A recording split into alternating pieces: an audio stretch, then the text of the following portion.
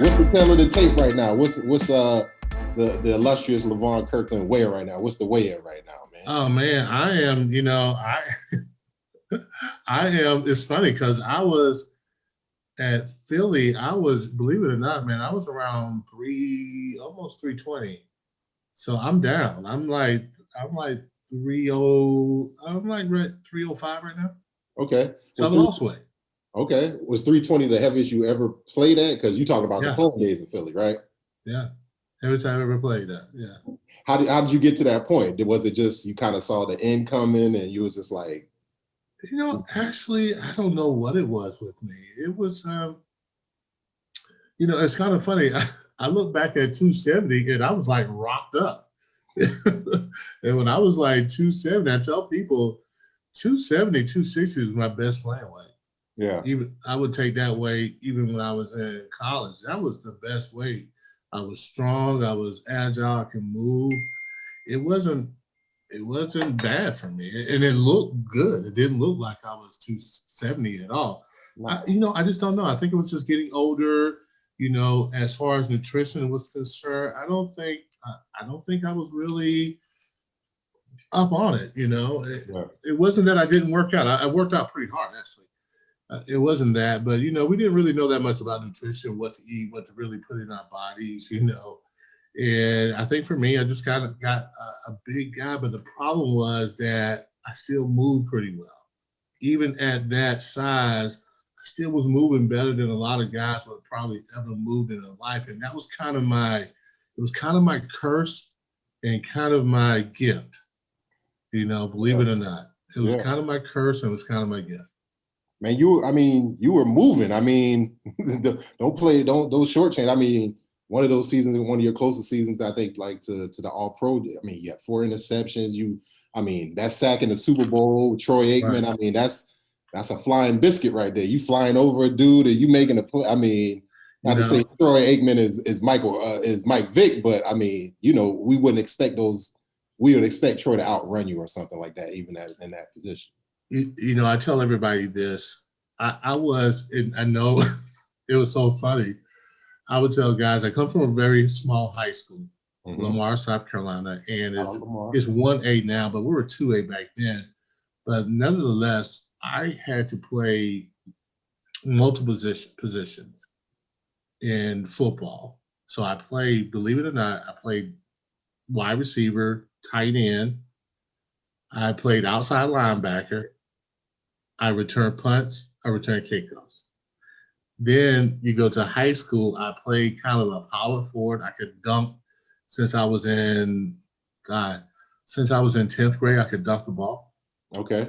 And I could run. I could do all that. And then in track, believe it or not, I did the high jump. I did the 400, and I did the mile relay. And I high jumped 6'6".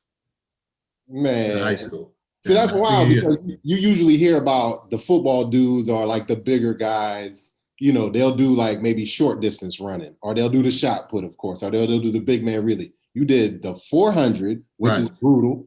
You did the mile. Yeah, the mile relay. I did the mile relay, which again, it's you can say whatever you want. That's a sprint around one. That's a sprint around. It's a man's race. Exactly. Hamstrings holding on for dear life. Oh my gosh! Like in that Cosby episode, what he say? We can't mention Bill Cosby's name, but he said, "Man, there was a bear waiting for me around that corner, and he jumped on my back, and that's what I was thinking about." Yeah. And you jumped 6'7" high jump. It was 6'6", but yeah, and that's getting your whole body across a bar. Yeah. Again, I imagine like a thin, like long. I couldn't.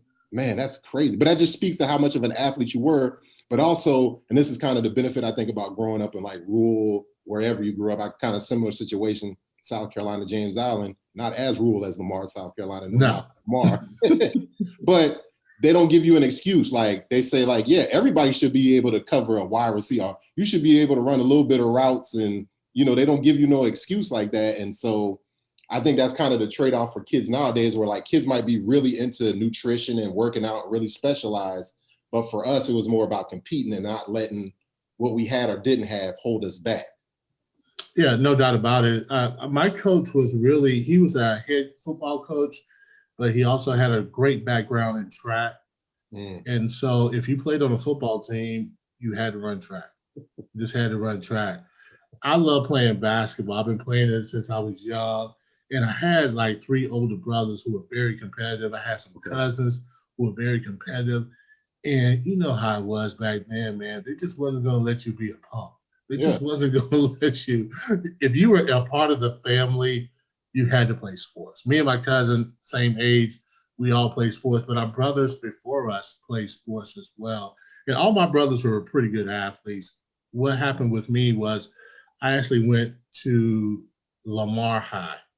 And it was back then there was basically, let's put it like it is, there was basically a white school and a black school. Correct. And they consolidated those schools in '84 before my 9th grade. And, fortunately for me, I had a coach named Terry Tyers who really didn't look at skin color. He just looked at, if you're an athlete, man, you're an athlete. He did not care.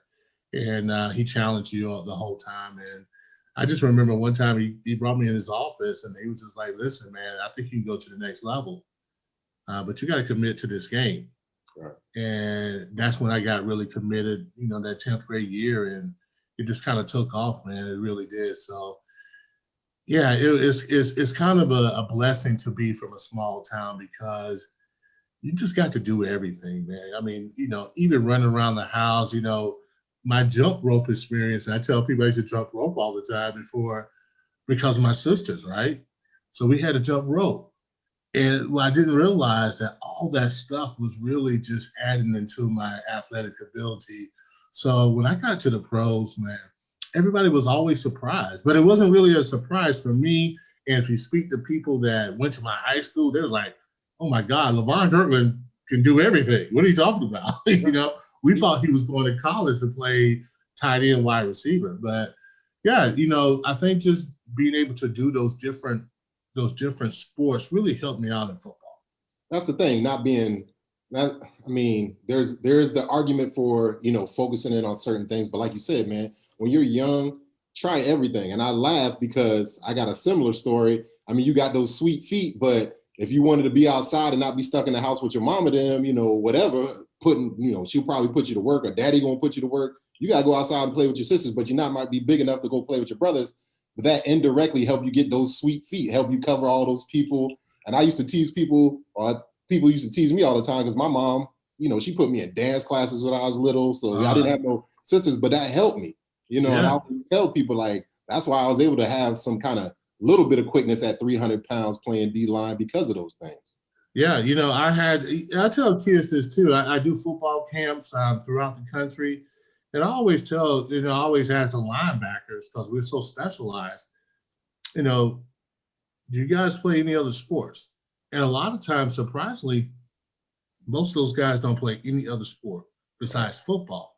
And I'm like, even if you don't play organized basketball, go out and play basketball, because I always felt because I played basketball, I was able to cover guys on the football field. Mm-hmm. And I really believe that was the case, because in basketball, man, you got to get around picks. You got to be able to stick with the guy one-on-one. I mean, it's a lot of movement. Stay out of foul trouble. You got to control foul trouble. You can't just be running into people, Yeah. And another sport that I did too, but it wasn't organized. Me and my cousin, we learned how to play tennis in the 9th grade. And so we would play tennis all the time, just for fun. But all that lateral movement in tennis, it helped out too. No false step, right? Because that's the difference. No false steps, right. Yeah, so you on a wheel route, they outflanking you already by alignment. Right. And that was the thing that I did better than a lot of people probably would think, somebody my size, was I didn't false step a lot. Yeah. And I understood how to get around picks. I understood where people were going. I knew how to cut off angles. So a lot of that was not so because I was such a great athlete, but it's because I kind of understood through other sports how to maneuver in football. And I think that's why, I got to the point, I tell you a story, they were all like, when they saw my weight, they were saying, my second year, I was 260, right? And they were just like, oh my God, 260. It didn't even sound right. But what happened was they were watching me move. And I ended up getting the starting position my second year.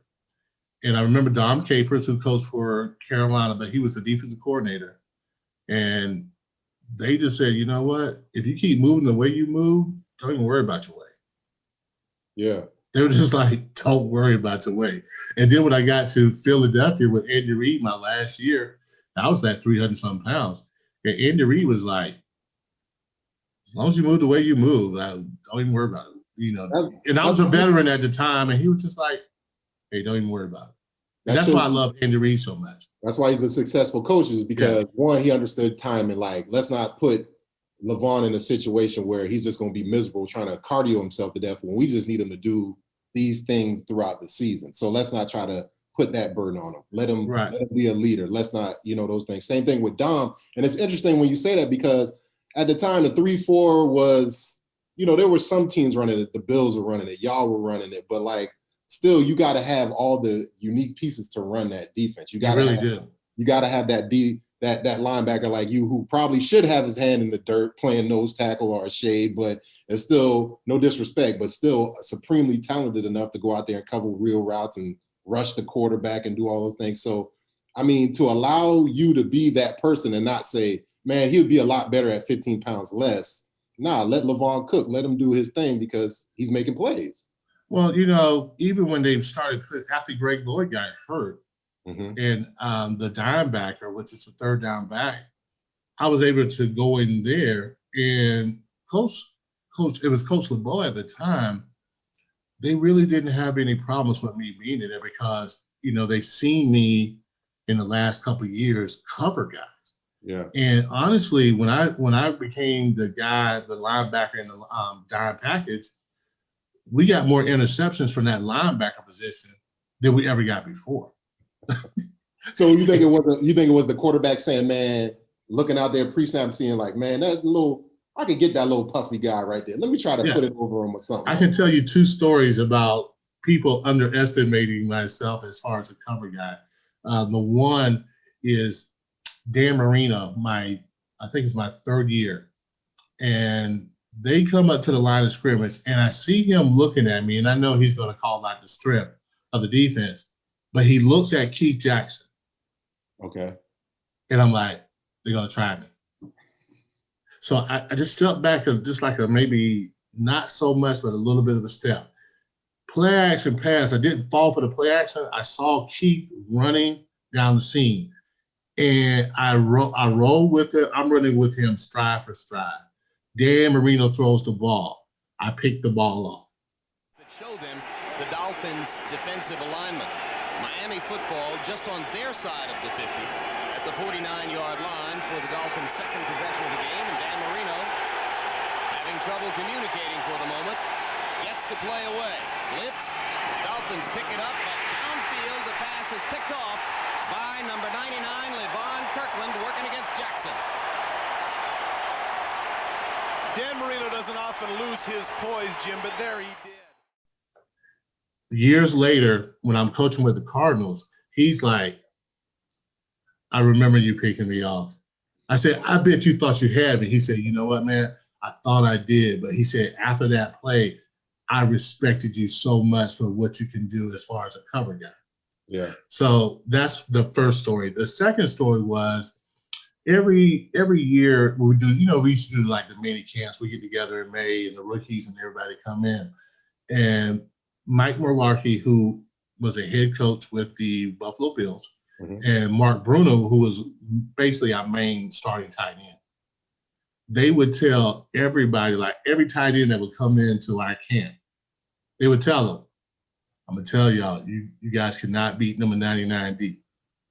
And those guys will laugh because, I'm 270 or whatever at the time. I fluctuates. And Mark Bruno is like telling you cannot beat big man down the middle. So we have guys, because every young guy would come in and they would think like, man, there's no way I beat this guy every day of the week. We do 707, man. They can't beat me deep. I'm running stride to stride with them the whole time. And they're just like, wow. So every year, the tight ends in the tight end room would tell every new tight end, you can't, I bet you all your money you could not beat this guy D. We start getting the bets going, right? It just started, yeah. And it was just a thing. And, you know, people just like, I would get people coming to me after a game or before a game, just like, dude, I can't believe somebody your size can do what you can do. But it was really never a surprise for me. And I always contributed to just being able to do all these sports when I was a young guy. Right. And it just carried over. And I don't know if you remember Marinovich, the quarterback that used to play for the Raiders. Todd Marinovich. Absolutely. Yeah. That's it. His dad, before I went into the NFL, I worked with him in the off season. His dad was a tremendous trainer, but people don't get his dad was way, and I'm talking about way beyond no cheese any trainer. Yeah. He was one of the best trainers ever. And he actually told me, you know, I was just running. We were doing some parachute stuff, just taking off for the 40. And he's like, you have the best feet of any linebacker I've ever seen. He said, your ability is more like a running back. He said, you're more like a running back than a linebacker. But he said, it's going to really do you a lot of dividends. He said, the way you move and your quickness is going to help you play linebacker. Because I was an outside linebacker at Clemson. Yep. And he was one of the guys that said, no, you need to play inside. He said, you play inside, you're going to be a big difference maker because you'll be able to do things that most inside linebackers can't do. I mean, your ability to sift through the trash, and if you've ever played football, and I mean, trash is like bodies on the inside, B gap to B gap, you know, movement, different things, but still be able to stonewall guys. I mean, that's not an easy thing to do because a lot of time the trade-off is, especially for the middle linebacker, inside linebacker guys are, you know, okay, you know, we'll have to sacrifice weight, stonewalling somebody for somebody who has some good feet. He can, you know, get around blocks and different things. Or, you know, you might have a bigger guy in there who can take on those running backs or the blocks, but he might get out of his gap. And that's where, you know, but you having the ability of both, man, that just goes back to you just doing a whole bunch of stuff, trying out a whole bunch of stuff when you were young. How'd you get with Pete Marinovich's dad? I mean, how did you get with Marinovich's dad? I'm sorry. Yeah, he was this guy that I knew that was trying to be my agent. Okay. He got me in touch with him. And I went down to California like a week or two. And I'm telling you, man, this guy, he had you on a very strict diet. Okay. It was just a week. Okay. He had me on a strict diet, and we did all this movement stuff. And I was like, you know, you heard about his dad, and you know, a lot of times, unfortunately, we go in with a bias already. Yeah. It's, you know, we don't meet people and really don't know them very well, and we go in with a bias. Yeah. So I kind of like, man, he's crazy, you know, blah blah blah. But man, you talking about, he was probably the best trainer that I've ever had. I mean, he had so much knowledge before his time. Yeah, yeah. He was amazing. And people dog him out in public, but I'm telling you, all the stuff that everybody is doing right now, he was doing it before then. And this is like the early 90s when he was doing all that. And it's wild. Training, all that. He was doing that beforehand. It's wild because you think about how hard it was to try to, I mean, you and I remember going to the library and look, but like you had to really seek out information. And again, right. A lot of that information and fact checking, I mean, if you know the Todd Marinovich story, and again, folks watching or listening can go and look that stuff up, but like he sacrificed a lot of personal stuff, but he knew so much information. And I mean, talking about movements and I mean, to your point, a lot of that stuff is what goes on today. And then on top of that was the mindset stuff with it that came with it that, you know, everybody thinks they're working hard, but there's something else in you when you know, like, man, I know ain't nobody on the East Coast doing what the hell I'm doing right now. I know ain't nobody up this early, and that's kind of the competitive drive. Talk to me about that California. Was that the first time you ever went to California from South Carolina? Wow, was it? Yeah, it was. What was It that really like? was. I'm thinking about it, I'm like, yeah, it was the first time. Did you have some like talking about biases? Did you have some preconceived biases? Like, man, it's just all gonna be surfers out there. It's gonna be, Yeah, man. Los Angeles, just like any place, it has this, everything is highlighted. It's like Facebook. Everything is highlighted. But when you actually go there, you see the real. Mhm. So when I went to Los Angeles, man, I saw the real. Yeah. I went to Inglewood and I saw the real. Dude, I'm like, the Lakers actually play here. He's like, You would think they're playing in Hollywood somewhere, red carpets. Man, they're playing in the hood. mhm. And that was the one thing, you didn't see all the 6-foot blondes walking all over the place. It wasn't quite like it was on television. And you are naive to the whole fact. Yeah. But and then, I was working out at the University of Southern Cal too. Mm. That was in the hood. If you don't know, there's only thing that it's a fence that separates it, right? Yes. Look a lot different from that brochure, right? Yeah, it's a lot different, boy. It's a lot different. It's like going to Miami. And people talk about, I want to go to Miami. I'm like, you mean you want to go to South Beach? Correct. If you go, you don't want to go to Miami. You want to go to South Beach. Specifically, you just It's want to stay on Collins Ave. That's all you want to do is just stay. Yeah, that's where you want to go. You want to go to the beach. You don't Yeah. want to go into Miami, because I've done some recruiting in Miami, and dude, you better act like you're from the hood if you go to walk into some of those places.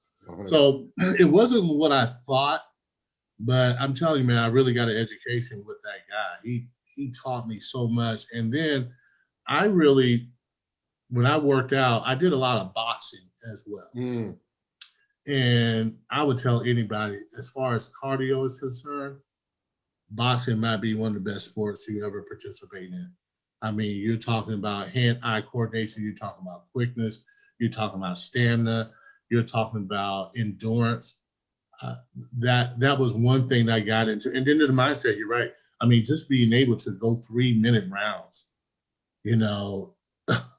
I never knew that 3 minutes was so long, or maybe jumping rope for just a minute was so long. And people, when they think about boxing, they think about guys who are bums and guys who are champions. I'm like, let me tell you something, that bum might be one of the best, be one of the baddest men in the planet.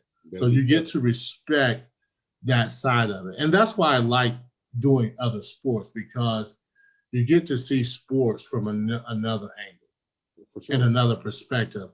And I really urge a lot of guys to do that. Like, if you're in high school, man, there's no reason why you should be playing a sport. You should be playing multiple sports. But we're into this climate now where, we get these trainers, and the only thing they want to do is train you, which there's nothing wrong with that.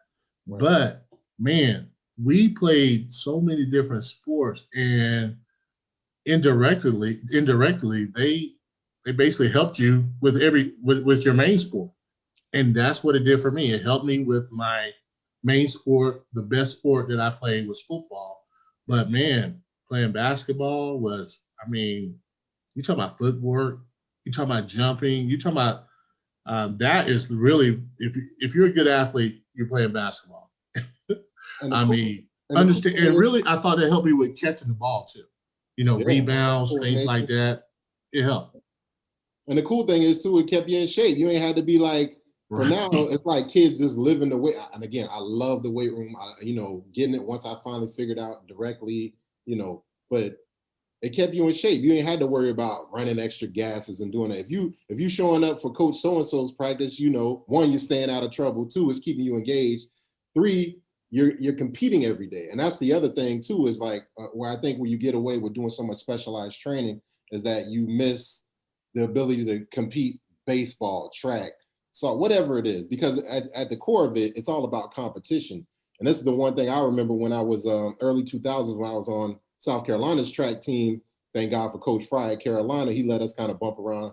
His son was my roommate. But we went down to Miami, and the entire Miami football team was on the track team. I'm talking Vincent Warfel. I'm talking Sonora Moss. I'm talking all of these dudes Now, they had they were fielding like 3 or 4 relay teams, but the whole point was they had them dudes occupying them time, they had them working out all the time, and they had them competing against each other. And there's no surprise that that competition level and all those dudes went to the NFLs because they took the same high school model and applied it to college. You don't really see that a lot of times. Yeah, it was just like, I coach football as well on the high school level.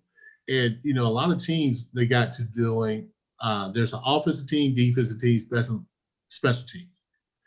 And coming from a small high school, man, best player play. All the time. So I was always asking our coaches, that guy's one of our best players. Why is he not playing offense and defense? He should be doing it all. We always got to put our best players on the play. But they would never do that. But in my high school, it was a necessity, but it was so good for the players. And believe it or not, a lot of people know Lamar now than they did before because we have produced some really good players from not just myself, but you're talking about John Abraham. John Abraham never played football until his last year, his senior year. Yeah. It was but I seen him in high school. Tremendous basketball player, tremendous track athlete. Then we had Mike Hamlin. They all played it all. B.J. Goodson, Marshall McFadden. A high school that didn't have more than maybe 300 people produced 5 NFL players within 20 years. That's ridiculous. That's crazy. But they're all athletes, man. Even my brothers before me, we had one of our first professionals. It wasn't me. Everybody think I'm the first person to do professional ball, but no, it was a lady named Joyce Robinson that played basketball. So because it was a small town, there was not much to do. People just play sports, man. Yeah. They play sports, like, because you had to kind of work into tobacco fields, you did that hard kind of labor. Sports was nothing. Sports was fun. It was never work to me. It really wasn't. When people talk about, man, you got to work, I'm like, man, I've worked. Trust me, this is not work. This is a release.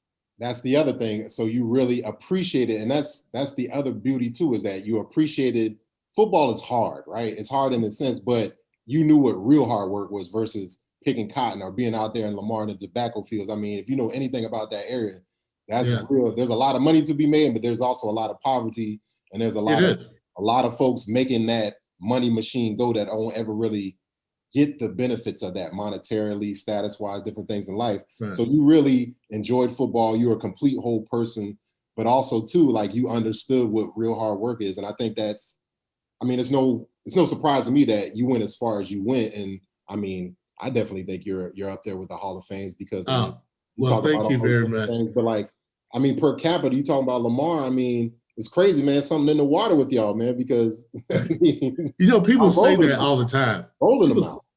We probably had so many guys that go to college to play sports at Lamar. We had some very successful people come from Lamar as well. I think one of the executive producers, his name was Rosalind Durant. She works for ESPN. She came from Lamar. Rosalind Durant, one of the first women to get their doctorate in chemistry, African-American woman. Sharita Johnson went to USC. Mm-hmm. So we've had a lot of good success. And people would say, well, is it the water? And this is what I would always say. I always say this. It only takes one person to really do it, right? It takes that one person to run the first 4-minute mile. Or it takes that first Kenya to win the marathon. Now you're presenting a culture. Now people are just like, okay, he's no different from me. He came from the same hometown. Why he can't do it? Why can't I do it? And I think that's what happened with John Abraham.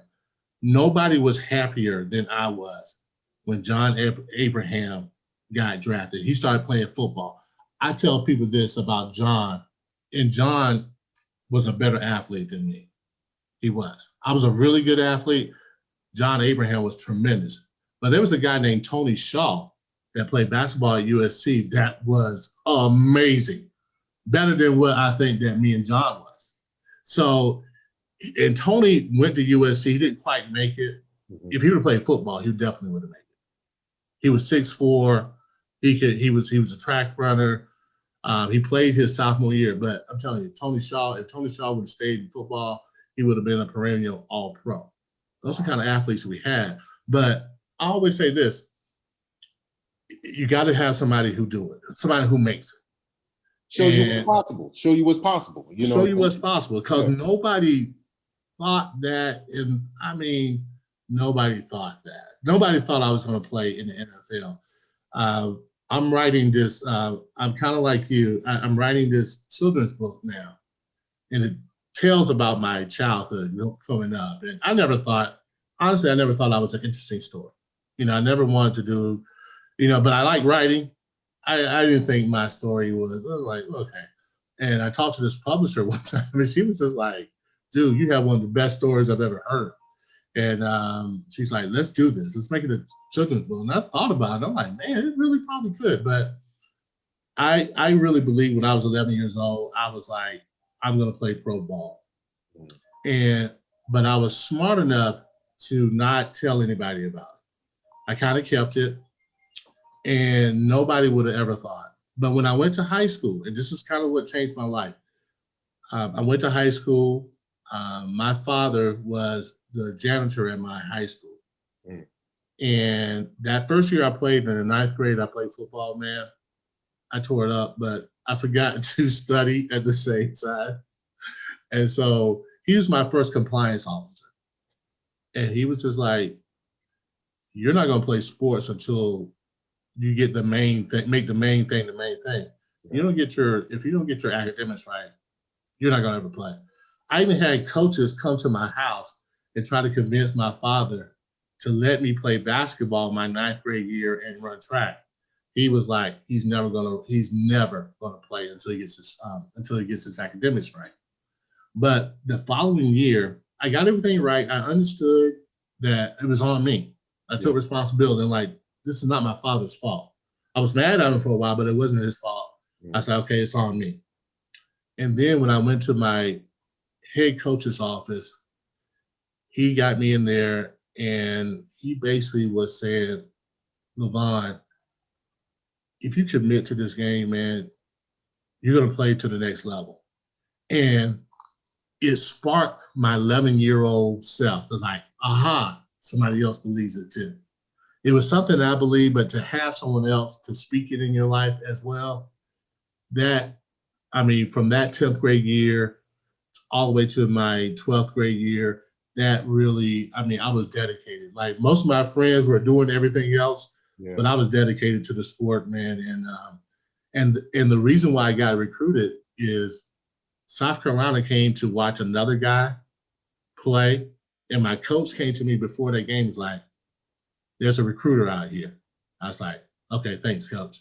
And I just had a great game. And that's basically how I got recruited, because think about it. There's no recruiting services, news, the news got around slowly.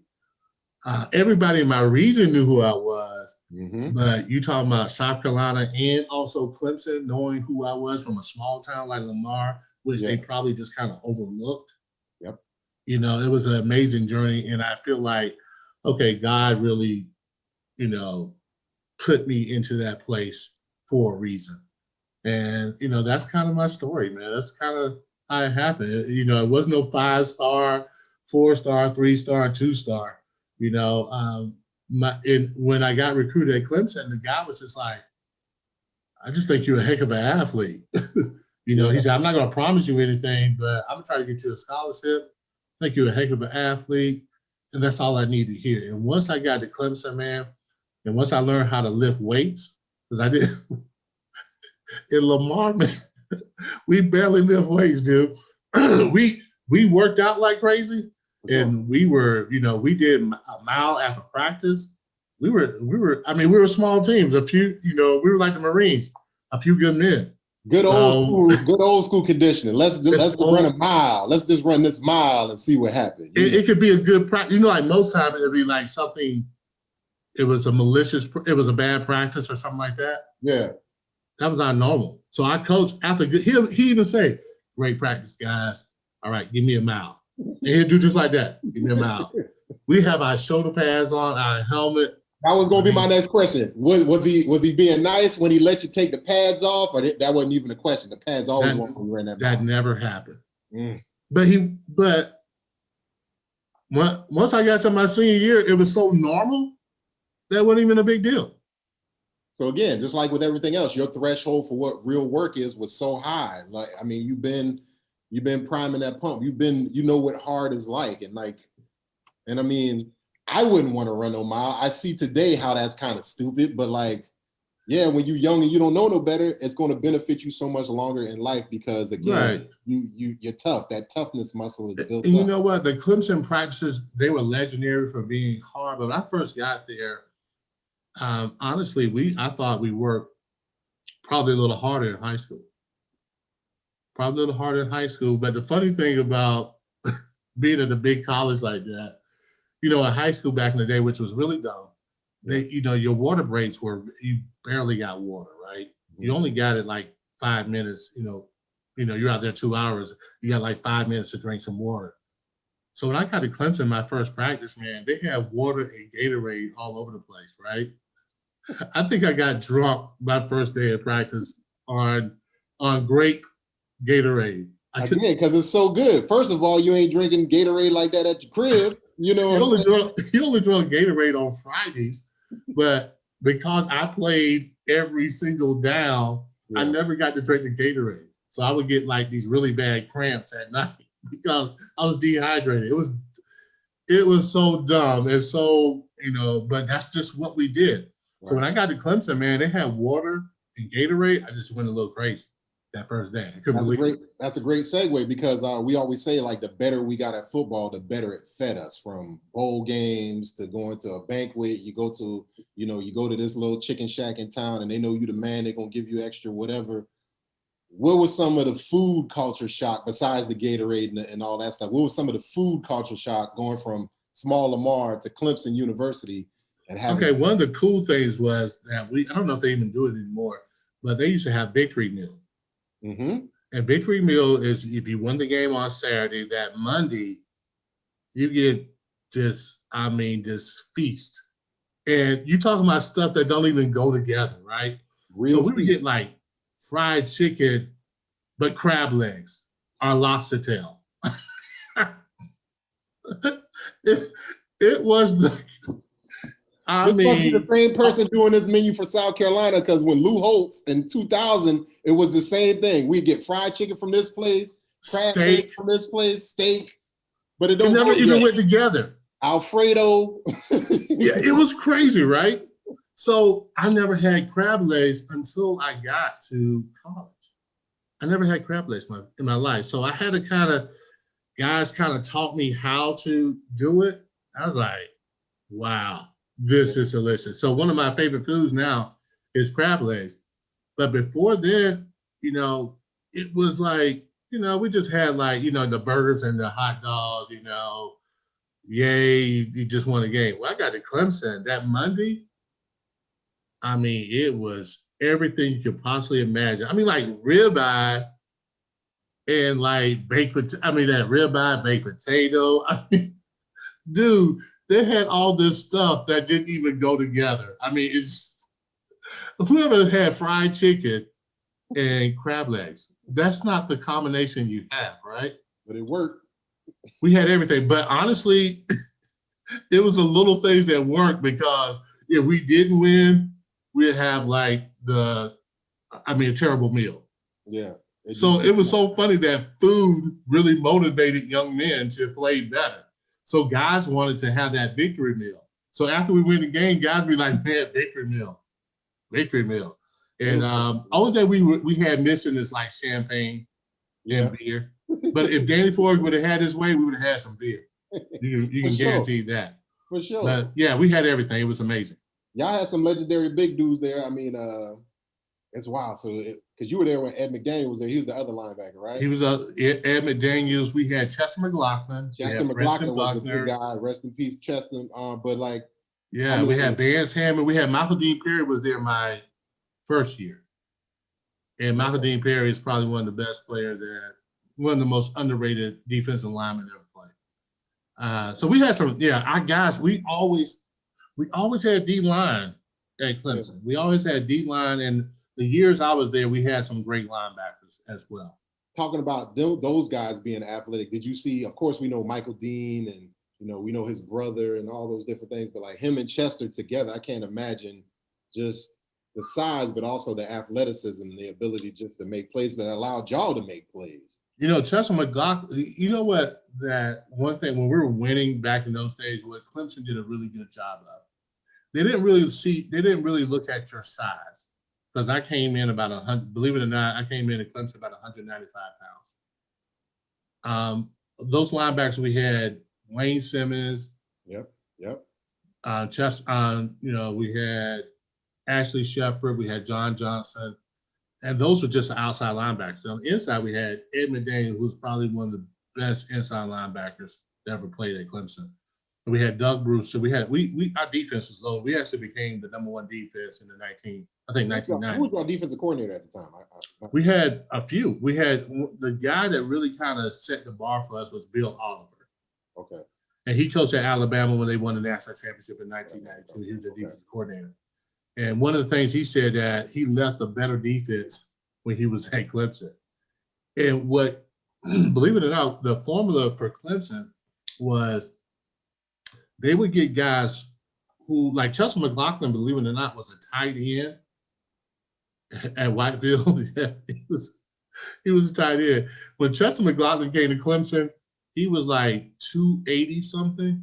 Okay. But you talking about rock up, 6'4", could run. I mean, I think when he got drafted at the combines, he ran a 4.8 before most defensive linemen his size ran 4.8. I mean, but he was a tight end, played basketball, all that stuff. So at Clemson, they take athletes. They didn't care what your size was. As long as they're an athlete, we can build them up as far as getting stronger. They just wanted you to be an athlete. If you could move, you were on the Clemson defense. And that's why we were so good back in our day, because they basically just took guys who were athletes. Yeah. It's like, and you almost had to play another sport to be on that Clemson defense. You couldn't just be a football player.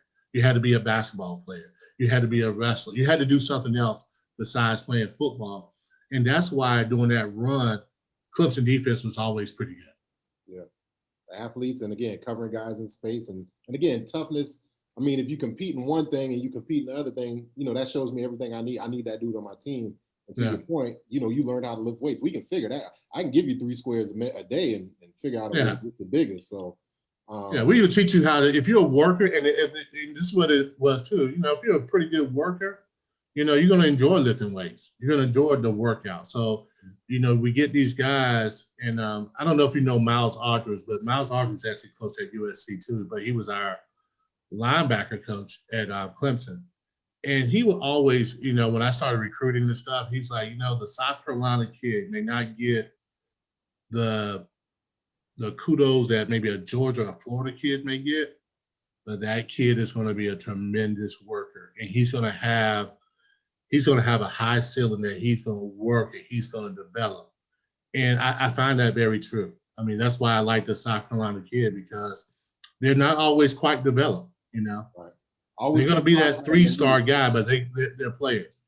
I always took pride in that in the league, of being from South Carolina, because you would always hear the Florida guys, oh, man, we got the most per capita, and then the California guys. But then we'll mess around and be like, well, look at those South Carolina numbers and look at who's in the league right now. You'd be like, oh, yeah, that is true. And so that is the thing that always I took a stance of pride with, especially going outside of the state, was that, man, we always going to work hard, we'll probably be undersized or underlooked. We're going to wear that chip on our shoulder, and then, that's the thing. That's normally because normally your high school is probably not built for all that. Yeah. And so you may not be a 5-star. I always tell people that 5 stars normally come from great high schools. Usually come from programs that are just football machines. You know what I'm saying? Maybe sometimes your South Carolina high school may not have all that, but boy, them boys can play now. They can run. They can jump. Darius Leonard. Yeah, they got all the intangibles that you need, And plus, they have the tangibles. And now it's just, if you're a smart coach, it's all about development now.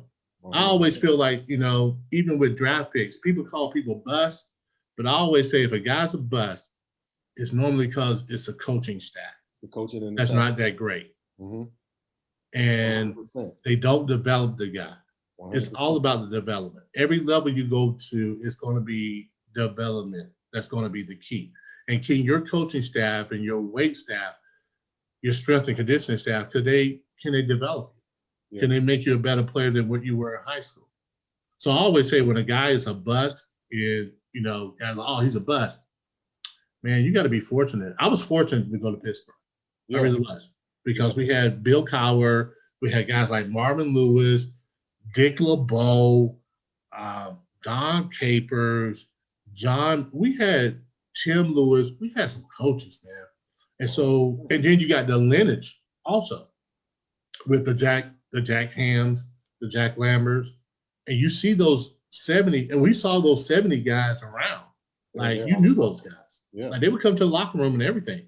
And so playing linebacker, at Pittsburgh, you're just like, man, I need to be really good. I need to really, I'm talking about to be in the same class with Jack Lambert and all those guys. I had to be good too. But also I had guys like Greg Lloyd and Kevin Green that was there. And I had Rod Woodson on that team. So, dude, you had to play to a certain level, right? Because back then, those players took ownership, and those guys were like, it was kind of funny. It was kind of mean, but it was kind of funny. Those guys did not accept you unless you had to earn your respect. 100%. I don't care I don't care if you're first round, second round coach's son. If those guys did not respect you, you couldn't play on the field with them. They would literally tell the coaches, "Don't play this guy." Like, that's kind of how hardcore Pittsburgh was. You couldn't get on the field unless Greg Lloyd, Rod Woodson approved of you. And that goes back to a reason why there's so much success in that franchise and that organization. I played for Marv. That's the other thing, is like the continuation of keeping the culture going. Jack Ham, keeping those guys around the program. Marvin is a Pittsburgh guy. He grew up and he understands the gravity of that black and gold. He's a Pennsylvania guy. So, all of that just speaks to, like, that's why there's a difference between them and the Bengals. You know what I'm saying? If Marv didn't know that until he got to be a head coach, it's because, and I think it's the same way what y'all do a really great job at Clemson right now, and why y'all have such continuity and success, is that you are constantly filling your pipeline and replacing it with guys who understand the culture, the standard, that let's not just go after the sexy, this guy looks good, he's a 5-star, whatever. He may be that, but he has to fit all the other criteria to be a Clemson Tiger or a Pittsburgh Steeler, carry themselves a certain way. And I also could tell you this, what they do there too, is they welcome the older players who played at Clemson. For sure. When they won their national championship, players from every era was in that parade. They had those guys in those parades. Wow. So if you played, in the 90s, you were able to march with that team. Wow. They have like different events for the ex-players to come back too.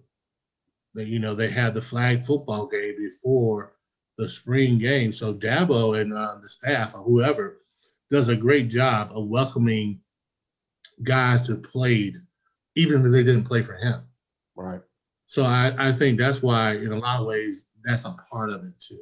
You can't forget your players that helped build that program. For sure. Because it all, in some way, indirect or direct, it's the fabric that got you to where you're at right now. So right. You got to pay some of that harvest. I know we're getting close here to time. Let's talk about, you went into Pittsburgh, obviously had that career there, tons of professionals, but some of the guys that we interviewed from some of your old teammates and different things, of course, Jerome Bettis, was known as a big back, the bus. I can only imagine the legendary inside drills y'all used to have, man. I can tell you a story about me and Jerome. Let's hear it. Okay. Jerome comes in, and And honestly, we can't believe that we got Jerome, right? Yeah. Yeah. We were just like, we got him for like a 4th round pick. And it was like, everybody on the team was like perplexed because we were like, we just got Jerome Bettis.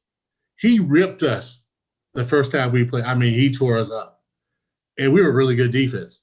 Yeah. And so we didn't really, Jerome and I didn't know of each other. And I don't think he really knew of me at all. So we go to training camp and we have this practice, and it's me and him one-on-one. And we hit each other, man. And he shook me and I shook him. So it was like a standoff. And so the next day before practice, and I really still don't remember if it was me or him, we kind of have like this little meeting. We got together. And this is what we said to each other. Dude, let's not ever go against each other again. And any kind of individual stuff, you know, team stuff is team stuff. But we're talking about any kind of one-on-ones, we're like, we're never going against each other again. And we just kind of made that pact. And from that point on, we never went against each other because somebody was going to get hurt. Right. One of us was going to get hurt. And we're big men. And Jerome Bettis is one of the quickest guys I've ever met before. For a big guy like you, talking about me, his foot speed was just ridiculous. I mean, twinkle toes, man. I mean, so we just met together. We're just like, dude, we're not going against each other ever. So we never went against each other. That's smart. That's smart. That one time we went against the other dudes, man. Let's not beat each other up, man. Yeah, yeah. So any kind of one-on-one, even if we were in 9-on-7, we didn't hit each other. Like we never hit each other because it was just like, it's like you almost meet your warrior, that same guy that's just like you. And both of y'all ain't gonna back down. Huh? Both of y'all ain't gonna back down either. And we're not gonna back down. We're gonna, you know what I'm saying? It's like you go against that guy, you like, geez Louise. And you know you have to strap it up because he's gonna go hard, you're gonna go hard. Yeah. And we just thought we're gonna kill each other. Yeah. Yeah. We hit each other one time, we were like, that's gonna do it. Once was enough. That's smart. Now we heard, you know, most guys got their own like suit guy, they got a jewelry guy. Big Kendall Simmons, your former teammate, said that Bussy had his own cake guy. He was a guy who would bring a couple cakes with him on the road, you know, whether it be a red velvet. I love to hear that when he was telling that story. You know what, you brought up Bus. That is like the perfect one for what you just asked. Jerome had a person that baked him cakes, and he would always bring 2 or 3 red velvet cakes on every road trip, and he would have them delivered to the hotel. Yeah, I'm gonna tell you, man, Jerome was probably one of the best superstars I've ever been around. Yeah, he was really just one of the guys where I always thought like Rod Woodson or Greg Lloyd or even Damani Dawson. Yeah, they just had an aura about them, right? And Jerome had that aura about him, but he was just like one of the guys as well. Like he would cut up, he would hang with the guys. But, you know, and that's kind of cool to see your superstar. That's why guys just love Jerome, because Jerome was just really just one of the guys. He was the main guy for a lot of years, but, you know, those other guys kind of had a sense about him, you know, they old school guys. So, you know, the old school guys, they ain't hanging around everybody. Jerome hung around with everybody, and that's what made him a very likable superstar. Now, I don't really know about the cakes, but I knew his mother really, she could throw down like nobody's business. So, sure. Yeah, Jerome was he was a great guy, man. I really liked Jerome. Talking about, using food and the culture shock from high school to college, but when you finally got some money, what was that first big time dinner you went out to eat at? You know, was it the steak? Did you get that? Did you get those crab legs up in Pittsburgh when you got some of that money? Well, you know, Pittsburgh's more like a steak kind of place. You know, the sandwiches, stuff like that. So the first place that I went to that blew my mind was Morton's. Yeah. Yeah. So for me, we went on that rookie dinner. You know, These Flintstone steaks, man. Oh man, It was crazy, you had to right? have it brutal because you said you had Kevin Green, God bless the dead, Greg Lloyd. Man, I know those guys. See, that was my second year when Kevin Green joined the team, so I Okay. didn't really have to do it. Okay. We had other rookies that came in, and all those, you're talking about the guys on the team as far as the linebackers are concerned. So, you got the four of us, Greg, Kevin, myself, and Chad Brown. Yes, Chad. Yeah. So we're like, you come to Pittsburgh as a linebacker, and you come in there, you just like, I just want to be behind one of those guys because you wasn't going to start. You know what I mean? You wasn't going to play. You wasn't going to start. But because we just had a tremendous, that crew for 3 years, man, was tremendous. Yeah. So, yeah, we had these. I went to Morton's, man, and just the appetizers were just like, oh, my God. They had this scallop something, bacon. I'm a country boy. I don't know anything about that. First time I had that, I was like, oh, my God. And just all the drinks, everything. It's eating like a king, like you said, and that's the thing, Yeah. because we all know how to work hard, and that's the thing about with football, whether you play good or play bad, we have all rewarded ourselves with food, and it's kind of some of the things we've taken on to our life now that football's away from us because that thing soothes us, and that's what we know. And, man, we got the team dinner on Thursday and then the away game, and so that's why it was tempting because when I was at Philly, we didn't really do this at Pittsburgh, but at Philly, before you got on the bus, it was for some reason Popeye's chicken was huge in Philly. I would have never guessed that, right? Because we Bojangles, Kentucky Fried Chicken. Yep. Popeyes is around the area now a little bit, but man, that's when I fell in love with like Popeye's chicken. And so, how could I keep my weight down whenever we travel, whether that be on Friday or Saturday? Normally on Saturday, your rookies are bringing like, a family pack of fried chicken. And yeah, you know what I'm saying? And so chicken boxes are everywhere in Philly. And I'm like, dude, how do you expect me to really just... But at that time, I was in my 11th year. They didn't really. Then this was also my excuse too, man. I play in a cold weather city, man. You know what I'm saying? Cincinnati, those areas. Like, man, I got to keep this weight on me, man. But we playing inside this week, dog. It don't matter. It's so cold. One of the coldest games was in Cincinnati. It was so cold there. Coming off that river, I don't care what they say. That wind coming off that damn Ohio River, all that. And we had the same thing too, but we had it kind of closed in. But you could feel it, man.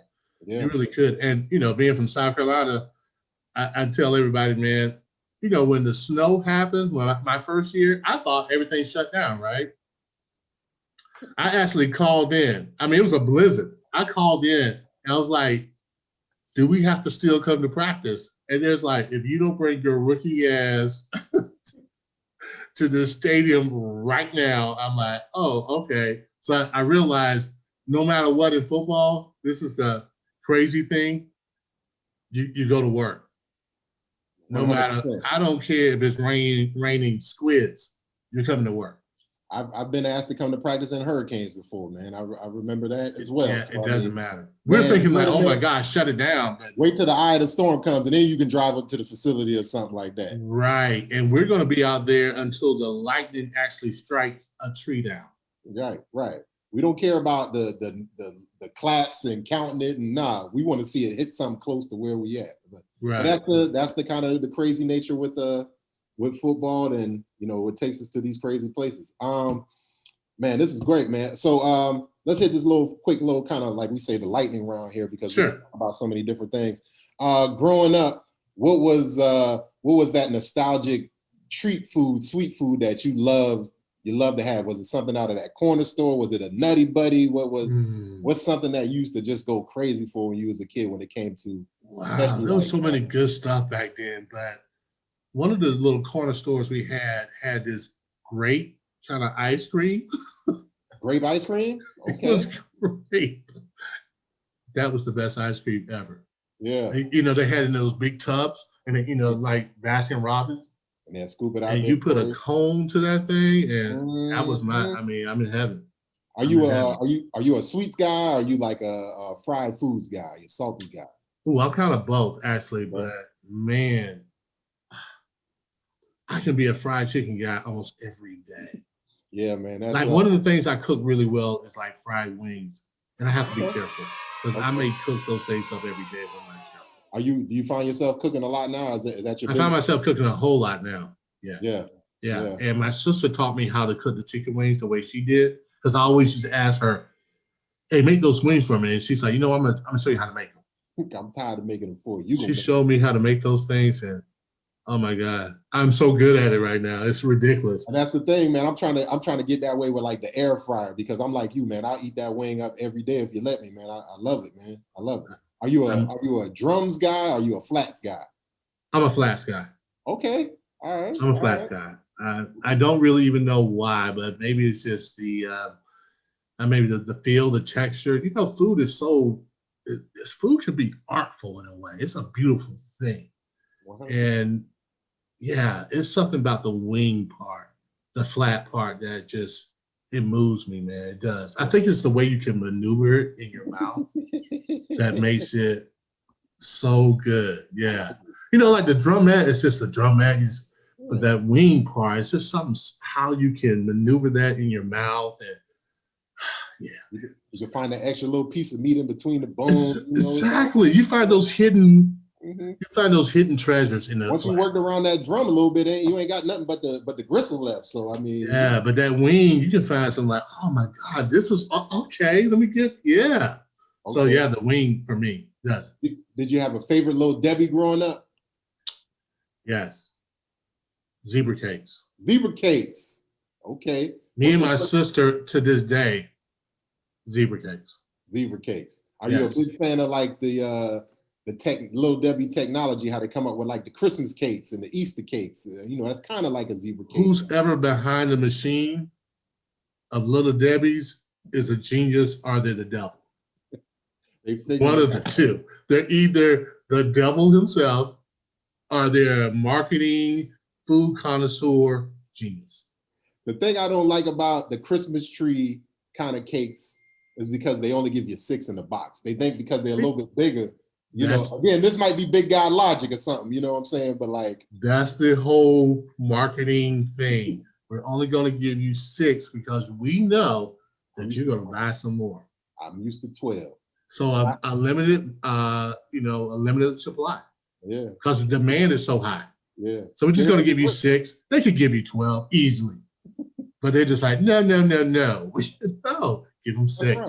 The Swiss cake rolls, y'all stack them up double. You know, you put 12 in there. Y'all could put 12 Christmas cakes in there. So, yeah, man. I do that. That's right. You get them on the comeback, as Chris Rock says. It's a drug. It's just a different type of drug. 100%. Yeah. When we started off the interview, you said you're down. What's been working for you to get, keep your weight going down in the right direction? Really, it's just kind of more of a common sense thing. Not as much carbs as I used to do. Not as much. I've gotten really familiar with water more so. So I kind of cut back on the sugary drinks. So just really simple stuff like that, and just kind of trying to be as consistent as possible working out. It's not really, because you get older. I'm 52 right now. Man, I can't do what I used to do. Out of your mind? But I can always do a lift. Yeah. I can always do a little bit of a cardio, and I can do something that, that could be consistent. I'm not trying to, that stuff you see people do on YouTube, Facebook. Our bodies are, what people don't realize is that we probably played, I don't know how long you played, but overall I played over 20 years of football. That is a lot of wear and tear on your body. So some of the things that you see people do, like, dog, I really can't do. I mean, I'm not going to do that. Yeah. So I'm going to do the common sense thing. I'm going to keep my body together. And that's what I do. I don't try to do anything. If somebody tells me, like, if I have a trainer, I'm going to tell them straight up, dude, listen, my shoulders are tore up. Some of the stuff you're going to have your regular clients do, I'm not going to do that. Yeah. Just get me on a basic program, let me be consistent, and I'm fine. And that's one thing we all also had to kind of like have that. I know I had to learn it myself. Like, man, you're not going to be running no more. Like, you're going to have to find out how to make this walk really beneficial for you and enjoyable for you, because Right. your ass ain't finna go run those sprints, nor do you want to run those sprints. You know what I'm saying? You're not going to put any weight on your back anymore. So you're going to have to figure something out. The closest I get to running sprints is doing some high knees. And then I'm only going to give you like 3 each knee, right? I'm not. Right. Yeah. You're not, like you said, I mean, your body is, man, I'm telling you, this wears on you. And you're just not going to, you want to keep in shape, but you're not going to do anything that's just going to hurt you. Because if you get hurt, then you're going to be on the fence for another month or so. I mean, you're not going to bounce back like you used to. Yeah, you're not just going to bounce back. It's not going to be enough ice in the world to help you through that point. So, yeah, you just got to be smart about it. And, walking, I do the elliptical. That works for me. Yeah. Nothing too strenuous, nothing too hard. And you just do the basic weight stuff. I mean, you do the basic stuff, not even, anything that's hard. Yeah. I know there's a lot of advertisement for all this stuff, but man, when you bang your body like we did, the Peloton might not be for you. Plus, I don't think we can fit on the Peloton too much, man. All that crazy stuff they be out there promoting. So what is they all selling? 100%. It's all marketing, man. They all selling their product, and the funny thing is, you never see those people, like the people you see on those commercials. You never see them in the gym. You know what I'm saying? Like everybody is cut up, and well, this works. Yeah, the guy's about 170 something pounds. He should have abs. What's wrong? Like, why don't he have abs? It's funny. Be 300 pounds and have an outline of abs. I'm impressed with you. But if you 200, if you 200, 230, I'm not that impressed if you got abs. I'm not. You should have abs. And if you less than that, you definitely should have abs. I like to see if you're a big boy and you can move like what we can move like. Let me see your fluidity and all that stuff. Yeah, it's funny you mentioned. It's funny you mentioned that, because some dudes I went to high school with, they were always like cross country dudes, soccer players, and now they're like Instagram fitness models. I'm like, man, these boys always been skinny. I ain't never seen them eat school pizza. I ain't never seen them eat a school hamburger. You know what? The school pizza, man, going to food now. Still undefeated. The school pizza is still the best. The little square. I don't know what it was about the squares, but oh my God, when you found out you were having pizza, the rest of your day went just well, right?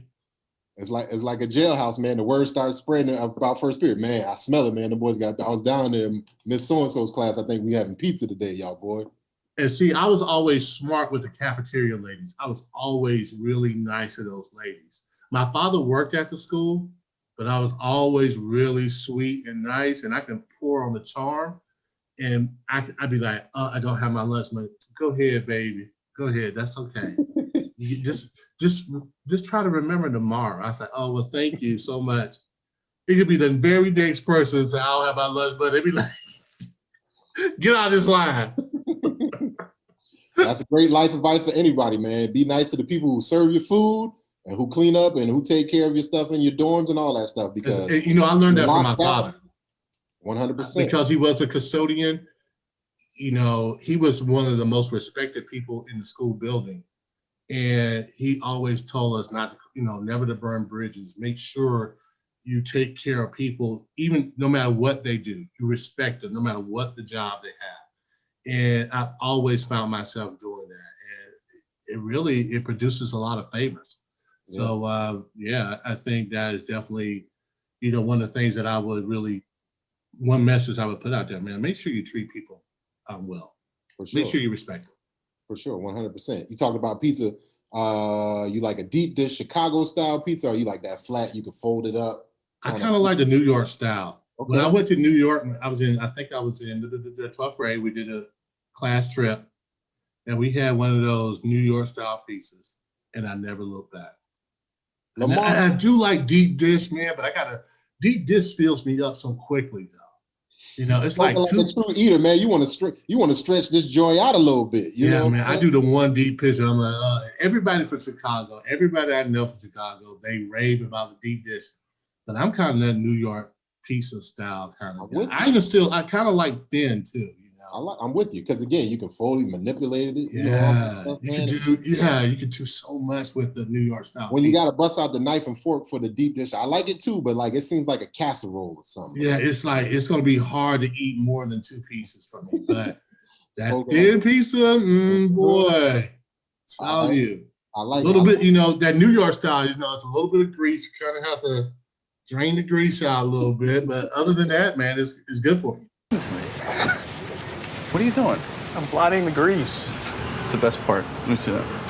Listen, don't be shy. It's just a little tap. It's like saying, I'm your daddy. I'm not gonna tap her. Brings them right back to childhood.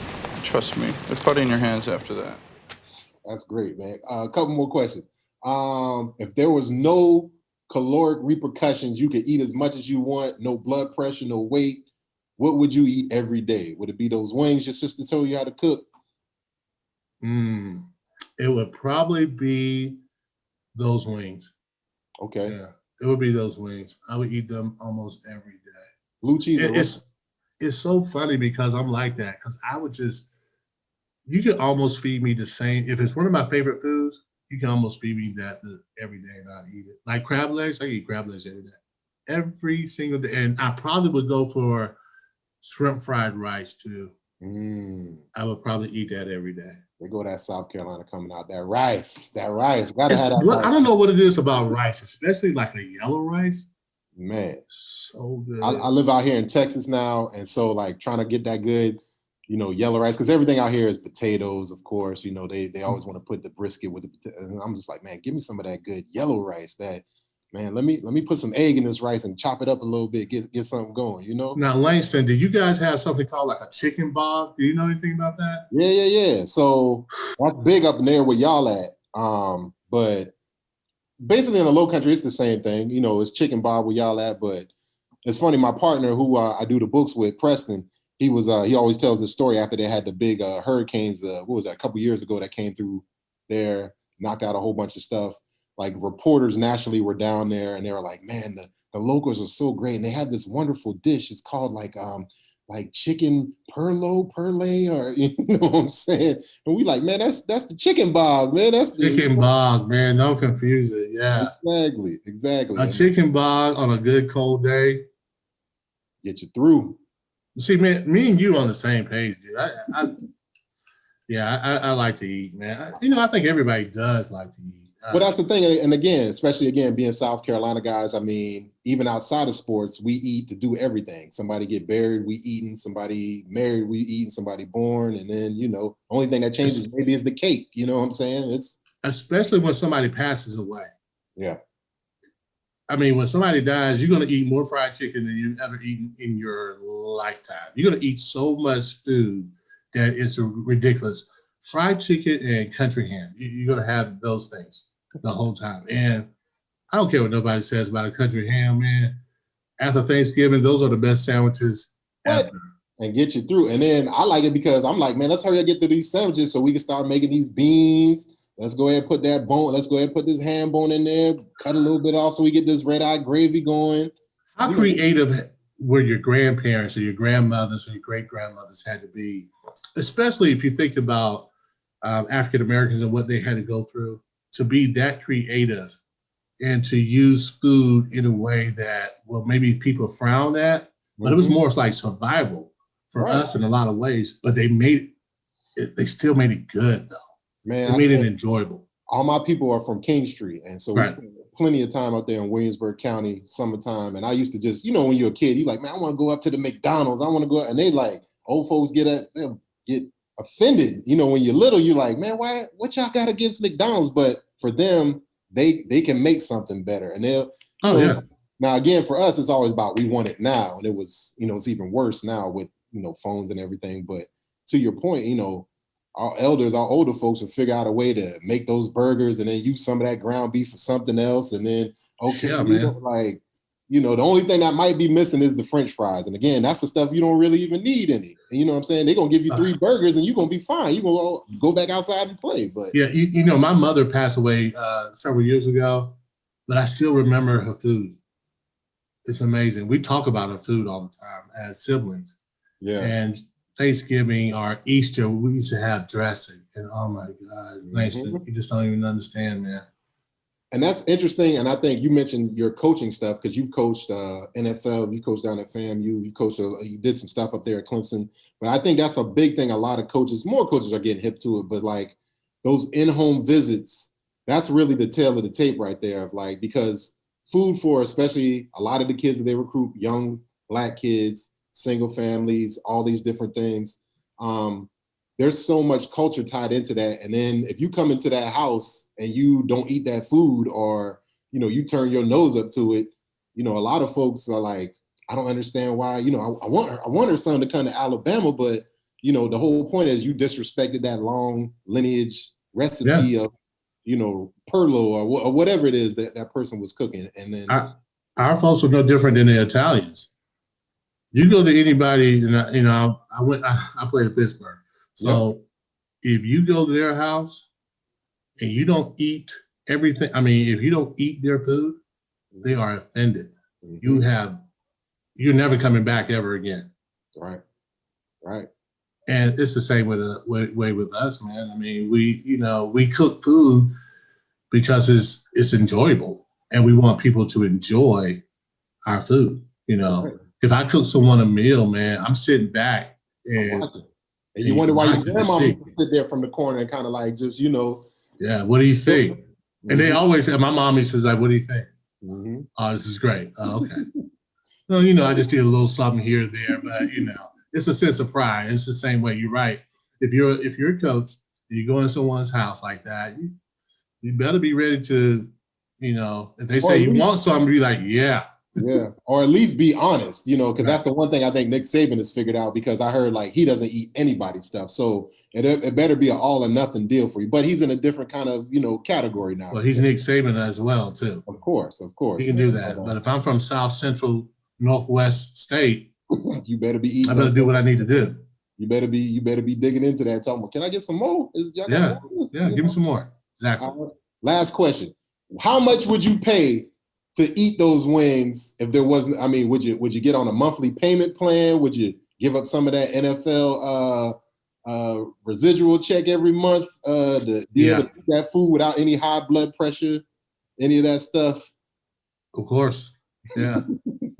Would it be? My whole thing was like, why are the good stuff just so bad for you? Like, I can understand, like, I can see, like, okay, you ever see the 600-pound life, right? Right. They're between a rock and a hard place. They probably don't want to be 600 pounds, but the thing that comforts them the most is the food. It's like if you're a smoker, you should quit, but it's the cigarettes that right. It feels so good to you that you just. So I always wonder, I don't drink sodas or anything like that anymore. But I used to love Sunkist or a cold can of Sunkist amount. And I'm looking at myself like, you shouldn't drink it, but I'm like, why is this thing so good? Why is it so good, man? Like, there was nothing better to me than after a game, getting because I wasn't a drinker or anything like that. But man, you put an ice cold Coke in my hand. Bruh, I don't know same thing. I don't know what it is about after a game. That Coke just really hits the spot. I think it's a little bit of that high school. Like when you walking back to the locker room and they got all them cups and, they've already, they didn't sell those and they maybe hand you one, or, you go up to the little burger joint and then like you said, like you've been drinking a soda since Little League, or something like that. Yeah, and it's always so good after the game because what I think people don't realize, and my family kind of got it. After my games, I was starving. Like, you played every damn thing. You was everywhere. Yeah, I'm like, and I didn't like the food that they had at Three Rivers. They had like cold cuts or whatever like that. So I was always like, what are we eating? Like, let's go. Because they want to kind of hang out, blah, blah, blah. I'm like, I need to eat because I haven't eaten in several hours.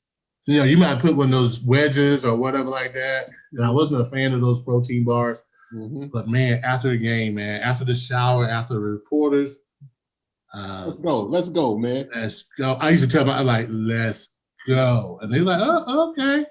And I had a girlfriend at the time, and she knew.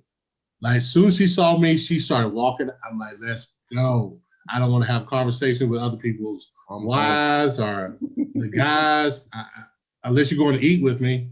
Mm-hmm. If not, you know, I'll check you out later. So, yeah, it was just the Coke after the game that just settled me down. I don't know what it was. Yeah, man. And that's the thing about all, like you said, with the 600-pound life or somebody, it just goes back to habit a lot of times and things that those things are consistent. And like you said, by itself is fine. But where we get into trouble is when we have it every time we got an issue or every time something bad, we reach for a cigarette or lean on a Coke. And then, you know what I'm saying? And you're drinking a whole 6-pack before it's 12 o'clock because we know, if anything, life is going to happen. And so for some of us, we can handle these stressors easier, some of us not, and that's where we just got to be careful with our food. Yeah, you know, it's all about self-care. There's nothing wrong with having a great meal. I think that's what the thing that most people kind of like, well, I can't eat anymore. I don't think it's that.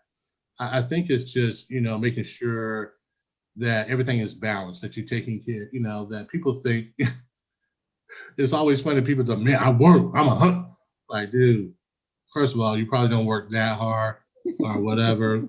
And, you know, if you're working that hard, man, you may need to take a break. You might need to be have a little bit more balance. People kill me with that one. Well, you know, I'm so busy. I'm like, you're probably not as busy as you probably think you are, but okay.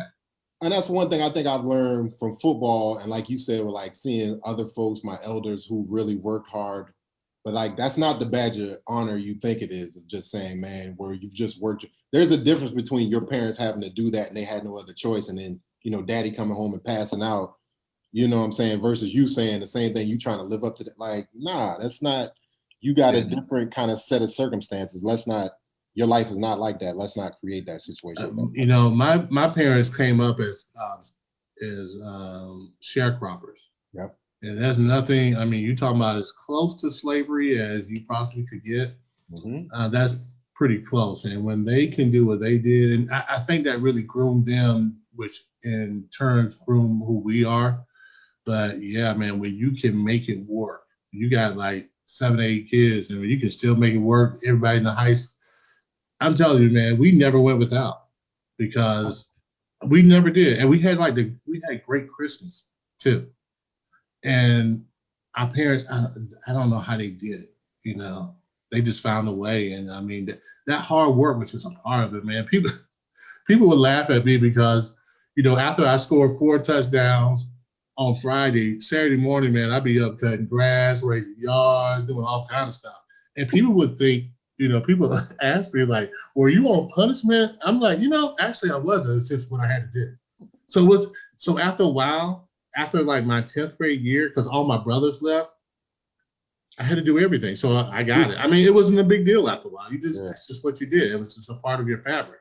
So football to me was just fun. It was a release. Basketball was just fun.